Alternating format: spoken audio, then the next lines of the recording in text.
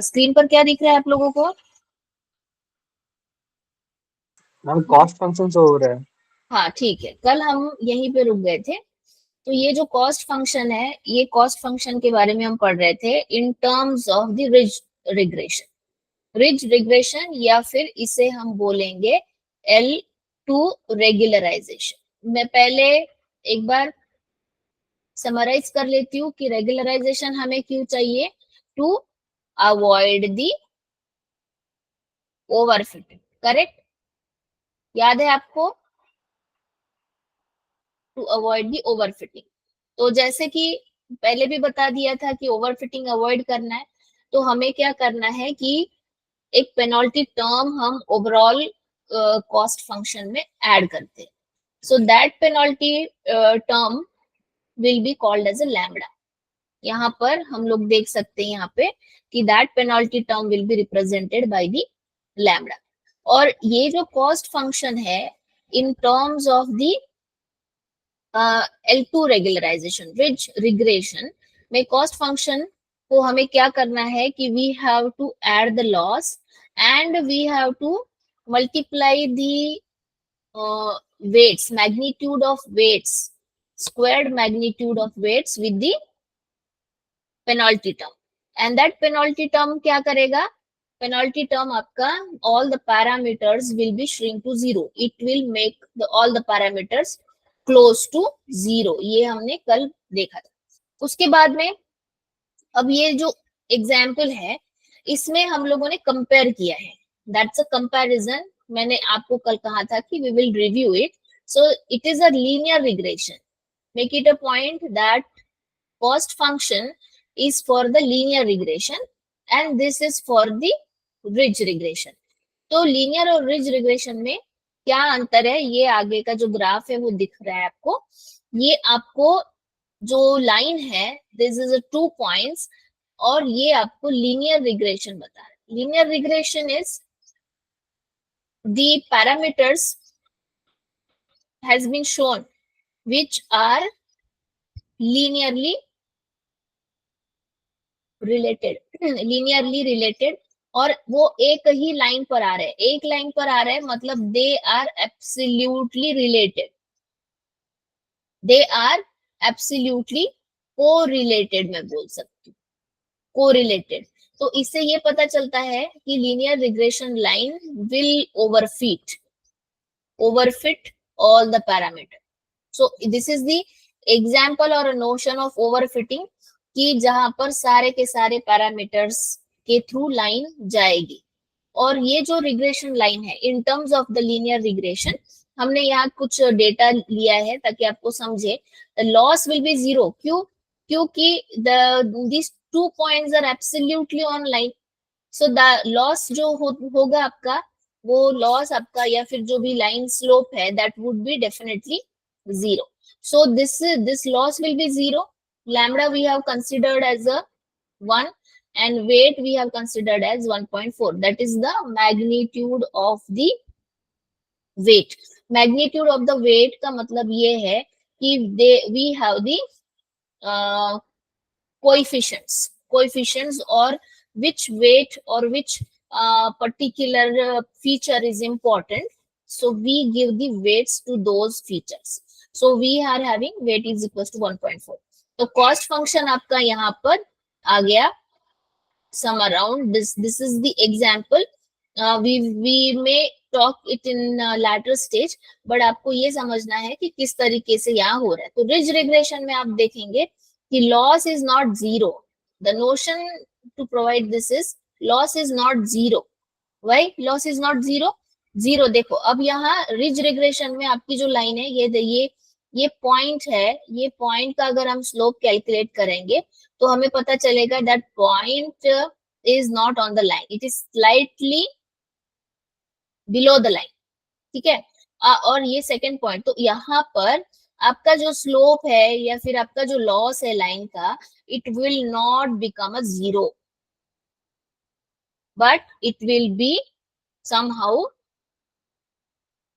0.13. That is, the loss is not zero because all the points are not lying in the line.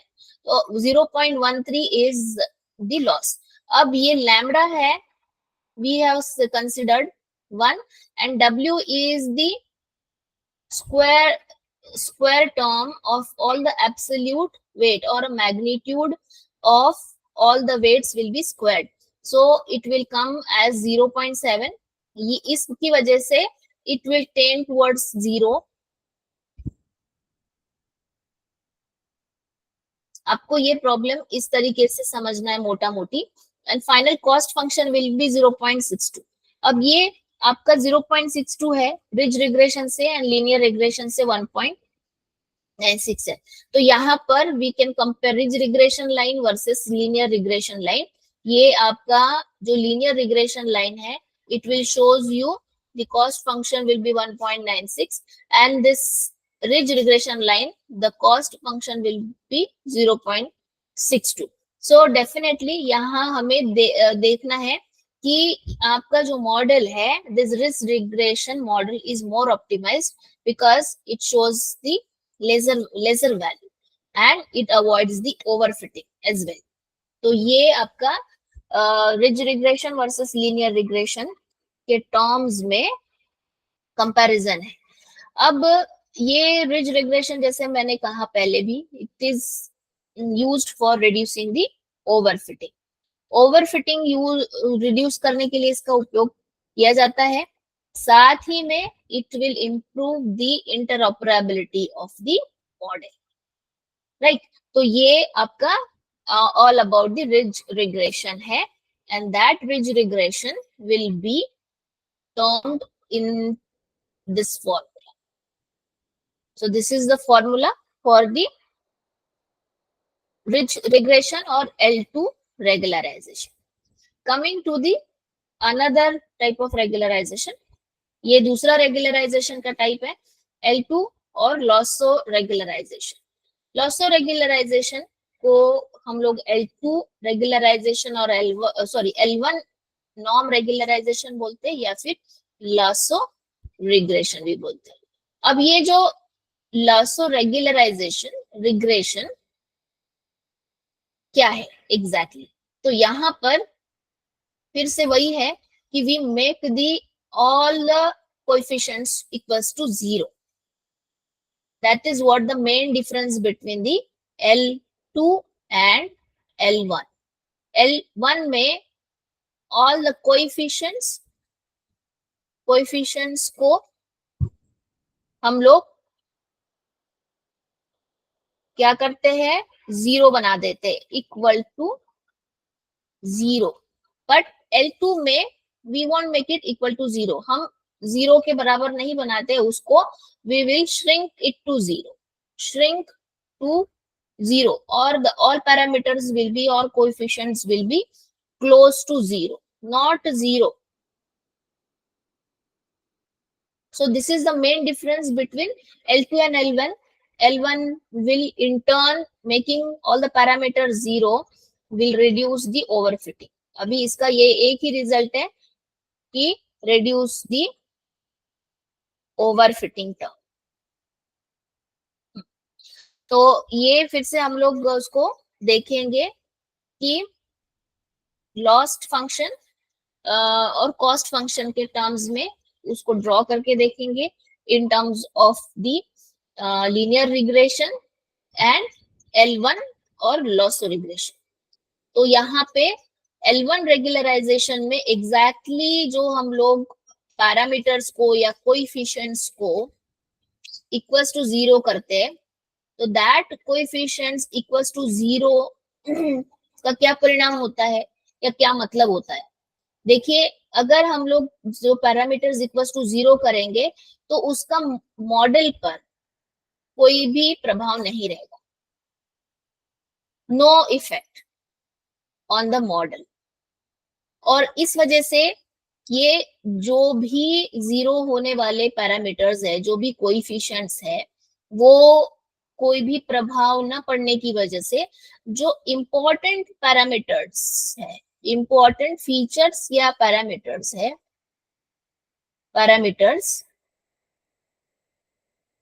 उनकी सहभागिता final जो model का prediction है या फिर फाइनल मॉडल का जो आउटपुट है, उस आउटपुट में उन इंपॉर्टेंट फीचर्स की सहभागिता ज्यादा रहेगी. सो दैट आउटपुट में क्या करेंगे, वो जो इंपॉर्टेंट बचे हुए फीचर्स है, दे विल कंट्रीब्यूट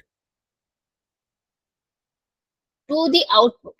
अब जो बाकी के फीचर्स है वो जीरो होने की वजह से इंपॉर्टेंट फीचर्स से हमारे पास में आउटपुट आ जाएगा. What exactly it will mean, जो कि जो सारे फीचर्स की वजह से ओवरफिटिंग हो रहा था, that overfitting will be automatically avoided.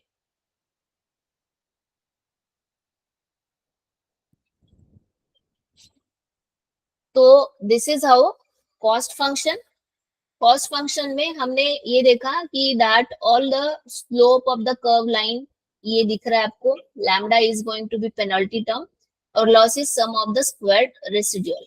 ये sum of the squared residual आपको यहाँ लाइन से दिख रहा है, that is going to be दी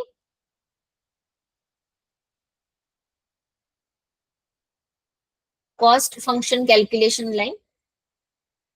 तो उसमें यहाँ हमें एक एग्जाम्पल देखना है, उसके बाद में मैं न्यूमेरिकल के बाद हम लोग रियल टाइम एग्जाम्पल में आएंगे. लीनियर रिग्रेशन में हमने 2 पॉइंट्स लाइन देखी है यहाँ पे. This is the linear regression line. देख सकते हैं यहाँ पे कि आपका जो लॉस है इट विल 0, जो कि point is lying on the line exactly, and that loss with the given numerical data is equals to 1.4. पर आपका जो लॉस रिग्रेशन है, इस लॉस रिग्रेशन में हम क्या करते हैं, हम लोग loss will B not zero, your loss will B not zero. और जो पैरामीटर्स है, हम लोग इस पैरामीटर्स को लैम्डा और डब्ल्यू के टर्म्स में कैलकुलेट करते हैं. तो आपका जो कॉस्ट फंक्शन है ओवरऑल, वो कॉस्ट फंक्शन इस तरीके से आएगा. तो इस वजह से ये जो स्लोप है, it will tend, your loss will not equals to 0. तो इसमें हम लोग पैरामीटर्स को, सारे कोएफिशिएंट्स को 0 कर देते हैं, और आपका जो फाइनल कॉस्ट फंक्शन है वो 0.8. So the cost function is equals to 0.8 over here, और यहाँ पे 1.4 है. तो कंपैरिजन में आपका जो ओवरफिटिंग है, यहाँ पे ओवरफिटिंग रिड्यूस हो रहा है, और यहाँ पे आपका ओवरफिटिंग ज्यादा है. So this is how the comparison of lasso versus linear regression in terms of the simple example, 2 points के हिसाब से. अब ये जो रिग्रेशन के एग्जांपल्स है, रियल टाइम एग्जांपल्स को देखना भी बहुत इंपॉर्टेंट है. ये 2 एग्जांपल्स यहाँ पे लिखे हुए हैं. लेट अस सपोज एक व्यक्ति जो कि एक प्रोजेक्ट पे काम कर रहा है, रियल टाइम प्रोजेक्ट पे काम कर रहा है, जिसमें कि प्रेडिक्शन ऑफ प्रॉपर्टी प्राइजेस, ये क्वेश्चन है. अब प्रॉपर्टी प्राइस किस पर निर्भर है? There are several features, variables, जिसे हम बोलेंगे इंडिपेंडेंट वेरिएबल्स, जिसमें कि हम बोल सकते हैं कि नंबर ऑफ बेडरूम्स कितने हैं, टोटल साइज कितनी है, आपका लोकेशन कहाँ पर है. ये सारा जो डेटा है, it is what useful for predicting the prices of property. ठीक है. अब ये जो है प्राइजेस, कैसे प्राइस ऑफ प्रॉपर्टी को प्रेडिक्ट करने के लिए ऐसे ये सारे फीचर्स है. अब इसमें ये है कि कुछ जो फीचर्स है, यहाँ आपको समझना है कि जो फीचर्स है, they are correlated, they are more correlated. For example, जैसे number of bedroom and the size is more correlated. तो जरूरी नहीं है कि साइज भी हम लोग कंसिडर करें और नंबर ऑफ बेडरूम्स को भी कंसिडर करें. टोटल number of bedrooms या number of bedrooms या size may be correlated. So these correlated coefficients या correlated features, property में जो correlated features है, those features, that correlated features will be resulted in overfitting. ये correlated feature ही आपको overfitting में डाल देंगे. तो इस वजह से हमें ये करना है कि अगर हम लोग पेनल्टी टर्म ऐड करते हैं, that penalty term will reduce the coefficients of correlated features. जैसे ही हम लोग पेनल्टी टर्म ऐड करेंगे तो पेनल्टी टर्म ऐड करने से क्या होगा कि यहाँ पर रिडक्शन होगा. रिडक्शन किस चीज का? Reduction will be correlated features के कोएफिशिएंट्स का. तो ये जो कोरिलेटेड फीचर्स के कोएफिशिएंट्स का रिडक्शन होने से they will tend towards zero. Zero जैसे हो जाएंगे तो that they will tend or shrink towards the zero. तो ये shrink होने की वजह से ऑटोमेटिकली जो फीचर्स है वो फीचर्स को, इंपॉर्टेंट फीचर्स को हमें फाइनल रिजल्ट में काउंट करना आसान हो जाएगा. This is how the real time example of the ridge regression. तो ऐसे ही कई सारे एग्जाम्पल्स है जो कि हमें रियल टाइम स्टडी करने हैं, केस स्टडी करने हैं. तो आपका जो आगे का होमवर्क रहेगा that is what the case studies of linear नहीं, ridge regression and lasso regression.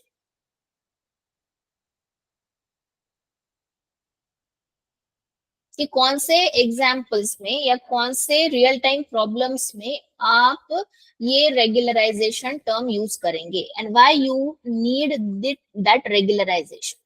तो regularization definitely is going to reduce the overfitting, but overfitting use करने के लिए आप कैसे, किस तरीके के प्रॉब्लम्स या कौन से पैरामीटर्स पर अप्लाई करेंगे. तो आपको पहले आइडेंटिफाई करना पड़ेगा कोरिलेशन आइडेंटिफाई करना पड़ेगा कि कौन से पैरामीटर्स आपके कोरिलेटेड है, और कोरिलेटेड होने के साथ साथ जो वेट्स है उसके, वो वेट्स को किस तरीके से हम रिड्यूस करेंगे पेनल्टी टर्म को ऐड करने के बाद. तो ये है. एंड अभी जैसे मैंने पहले ही बता दिया है कि जो वेरिएबल्स है आपके, जो प्रेडिक्टर वेरिएबल्स है, वो प्रेडिक्टर वेरिएबल्स बहुत ज्यादा है, बहुत ज्यादा, साथ में ही वो कोरिलेटेड भी है. कोरिलेटेड है तो ज्यादा होने के कारण डेफिनेटली उनमें कोरिलेशन आना ही है. कोरिलेशन आने की वजह से बहुत बार वो जो फीचर्स है, वो जो प्रेडिक्टर वेरिएबल्स है, they are really not important for your final output. So हमें उन सारे प्रेडिक्टर्स को जो कि हमारे आउटपुट को इन्फ्लुएंस कर रहे हैं, जो कि हमारे एमएल मॉडल को ओवरफिट कर रहे हैं, तो उनको हमें रिड्यूस करना है by adding the penalty term. तो ये आपका L1 रेगुलराइजेशन और L2 रेगुलराइजेशन का इक्वेशन यहाँ मैंने दिया हुआ. आप यहाँ देख सकते हैं कि L1 में और L2 में क्या डिफरेंस है. ये जो है ये हमने magnitude has been shrinked towards the zero, but here in L1 में we will make it equals to 0. So this is what exactly the difference between the L1 regularization and L2 regularization. अब elastic net की बात करते हैं. Elastic net का मतलब ये है कि it is nothing but a combination of ridge and lasso regularization term. Ridge and lasso regularization term हम कब यूज करेंगे? लेट अस से कि जब दोनों जो फीचर्स है, कुछ फीचर्स ऐसे हैं, कुछ पैरामीटर्स आपके एमएल मॉडल में ऐसे है कि they need to be applied और they need to be reduced with the help of L2 regularization. और कुछ पैरामीटर्स ऐसे हैं they need the treatment for from the L1 regularization. तो ऐसे इसमें we will make the elastic net model which will be applying both L2 as well as L1 regularization. ये आपका elastic net है. तो ऑल एंड अबव एक comparison है तीनों में, L1, L2 और इलास्टिक नेट. तो L1 regularization is a lasso regularization. यहाँ पर the penalty is the sum of the absolute value of the parameter and it can lead to the sparse model. Sparse model का मतलब ये है कि the parameter will be 0, exactly 0, fine. और ये जो पैरामीटर्स है, ये पैरामीटर्स ठीक L2 के डिफरेंस में है. L2 में क्या होगा कि they will not exactly be 0, they will be towards 0. तो ये हमें डिफरेंस देखना है कि यहाँ पे आपका जो पेनल्टी टर्म है, it will be the sum of absolute. That is what, देखो, sum of absolute values of parameter, जैसे sum of absolute values of parameters and it will be equals to 0. ये कहाँ पर हो रहा है? L1 में. और L2 में क्या हो रहा है कि it will be the sum of the square of the parameter and it will tend towards 0, not equals to 0. And the elastic net is mixture of L1 and L2 penalties. और यहाँ पर जैसे मैंने पहले बता दिया है कि when it will be useful, when there is a correlation among the features. जब हमें लग रहा है कि कोरिलेशन है और साथ ही में हम लोग ये सारे दोनों फीचर्स को अगर कंबाइन करेंगे, तो हम दोनों फीचर्स को कंबाइन करना मतलब इधर आपको ऐसे फीचर्स है जो कि 0 चाहिए और ऐसे भी फीचर्स है जो कि 0 के बराबर चाहिए बट नॉट इक्वल्स टू 0. तो ऐसी परिस्थिति में हम लोग इलास्टिक नेट का उपयोग कर सकते हैं. So this is what L1, L2 and elastic net regularization models. So this is all about your regularization topic. और मैंने जैसे आपको होमवर्क बताया वो असाइनमेंट आपकी Moodle पर अपलोड हो जाएगी. और डिस्कशन के लिए अभी हम लोग रिकॉर्डिंग बंद